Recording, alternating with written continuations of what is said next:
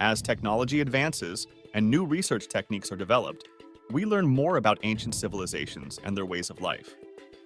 However, as we learn more about their ways of life, the more shocking this knowledge becomes. Some of the things that our ancient ancestors did seem too strange to even the most tolerant person in the present day. For example, what were animal droppings used for? How did doctors cure diseases on heads? How did marriages work in ancient times? Things like that. In this video, we will discuss some of the ancient practices that we would rather forget. And after listening to them, we are confident that you will be grateful that you are not living in those days. Father selling sons. In ancient Rome, father was allowed to sell his son into slavery. Yes, you heard it right. The same fathers who were supposed to be protecting and caring for the children see them as commodities to be traded and sold. Since the father was the head of the family and had absolute power over the wife and children, he also had the right to choose whether to keep newborns in the family or not. If he chooses not to keep them in the family, he was free to sell them into slavery. If the buyer no longer needs the slave, the sons can return home to their parents. If the father sells his sons 3 times and they return home each time, then the father is considered a bad father. They sold their children often to pay off their debts or for a quick profit.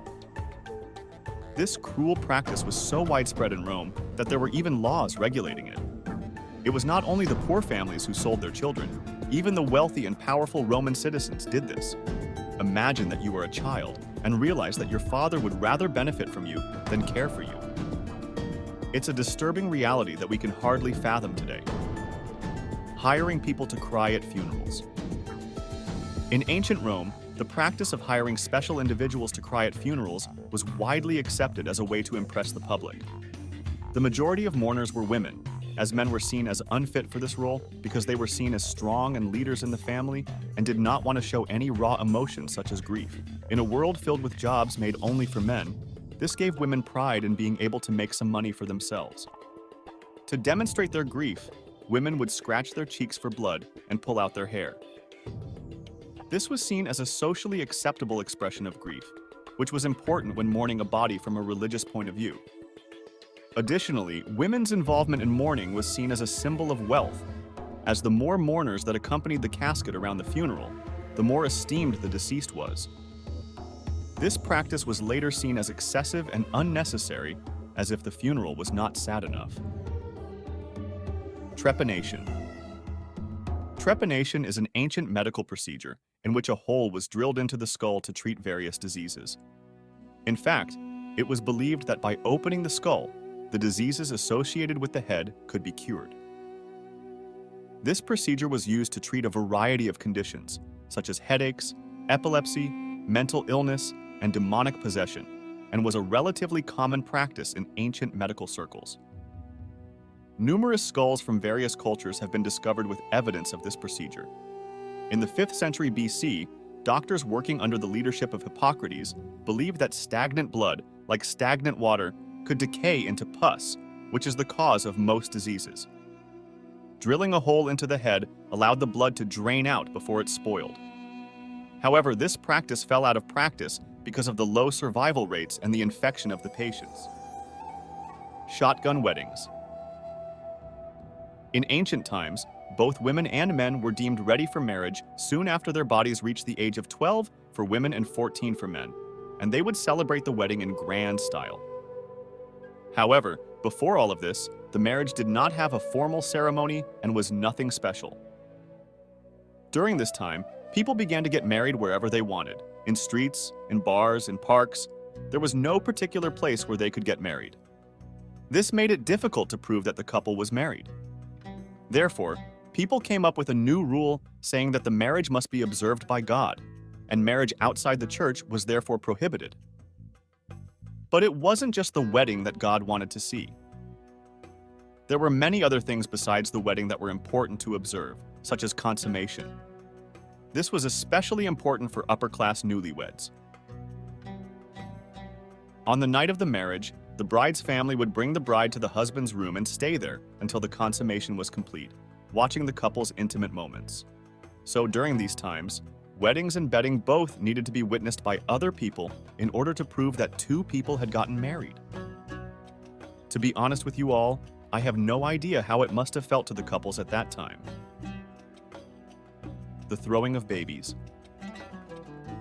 The ritual of throwing babies was practiced in certain parts of India, involving throwing infants off the roof of a temple.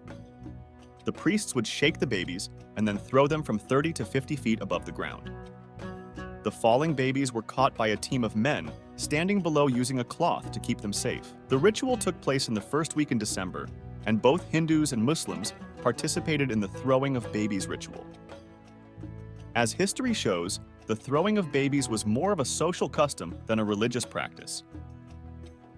The throwing of babies ritual dates back to about 1200 years, when infant mortality was very high and medical progress was limited. Some priests suggested that parents of ailing or dying infants build a shrine and then throw their babies to save their lives. Nowadays, the ritual is no longer used to save ailing children. Divorce by combat. In medieval times, there was no need to go through court and family to get a divorce. People fought each other face to face. Women were allowed to choose their champions if they did not want to fight their husbands. However, if they were taking the challenge on their own, then there were certain rules and restrictions. The game rule was that the man should stand inside the hole that comes up to the wrist, and the woman would stand close to the hole to strike the man. They will both be given weapons, such as the man with the club and the woman with the stone tied at the end of a cloth, where both are of equal length. Either death or disfigurement, there is always a victor, and divorce would take place according to the favor of the victor. Animal droppings for medical purposes. Yes, it's gross, but it actually did happen. Ancient Egypt had a medical system that included doctors who specialized in treating specific ailments. However, the treatments they prescribed were not always effective. Lizard blood, dead mice, mud, moldy bread, and other topical ointments were used as dressings and ointments. Women were sometimes given horse saliva as a remedy for an impotent libido. The most disgusting of all Egyptian remedies was the use of human and animal feces as a remedy for some diseases and injuries. In 1500 BC, donkeys, dogs, gazelle, and fly dung were all celebrated for their healing properties and their ability to ward off bad spirits from the human body. These unsavory remedies may have occasionally caused tetanus or other infections, but they are unlikely to have been completely ineffective. And research has shown that the microflora in some species of animal dung contains antibiotic substances. To the best of our knowledge, these treatments are not currently used anywhere in the world, and we should be grateful for that. Human sacrifice. Human sacrifice refers to the practice of killing human beings to offer sacrifices to deities or other, usually supernatural powers. Human sacrifice has been practiced in many different cultures throughout history. Some cultures, such as the Mayan and Aztec peoples, were known for ritual killings. Others, such as the Greeks and Romans, viewed human sacrifice as a primitive practice. Sacrifice was ritually performed to please gods or spirits by killing victims. Victims could be prisoners, infants, or even Vestal virgins. Some victims were burned alive, beheaded, or buried alive. Human sacrifice has become much less common over time, and today it is very rare. Many religions condemn human sacrifice, and current laws generally view it as a crime. Nevertheless, human sacrifice is still practiced occasionally in some of the world's least developed regions, where traditional beliefs remain strong. Servants would often accompany their masters into the afterlife. The ancient Egyptians believed in an afterlife and wanted to make sure they carried all the things they needed into the afterlife. The pharaohs were considered the most important men in the world, and they needed slaves in the afterlife if they wanted to continue living a life of luxury and comfort after death. A lot of other independent people who owned slaves were also buried with slaves. It was like the slaves were moving into a new home or city with their masters. But before any of the most famous pharaohs came into power, the tradition changed, and a lot of people turned against killing slaves. The slaves themselves didn't want to be killed anymore. However, the pharaoh still needed servants to perform various mundane tasks for them in the afterlife and to take care of their palace after death. This led to the introduction of the shabti, which is a miniature adult male or female figure inscribed with a specific formula and buried with the deceased to perform heavy manual labor on behalf of the deceased in the afterlife.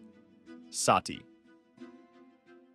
The Sati ritual was indeed a practice in ancient India, where a widow was burned alive on the funeral pyre of her husband. The ritual was believed to be an act of loyalty to the husband and to absolve the widow of any sins that she may have committed during her lifetime. The Sati ritual was popular until the 17th and 18th centuries, and the purpose of the Sati ritual was to show the ultimate sacrifice and loyalty to the husband, and also to prove that the widow was willing to die with the husband, and that by doing so, the widow would gain spiritual merit and get a place in heaven. The practice of sati was often forced or pressured on women against their will. However, it was eventually outlawed by the British government at the beginning of the 19th century. That is all for today, guys. But before we end, which of these practices do you find the strangest, and do you think that any of them would be accepted in today's society? Let us know that in the comments section below. Thank you for watching the video, and if you like this video, please press the like button and subscribe to the channel for more videos like this.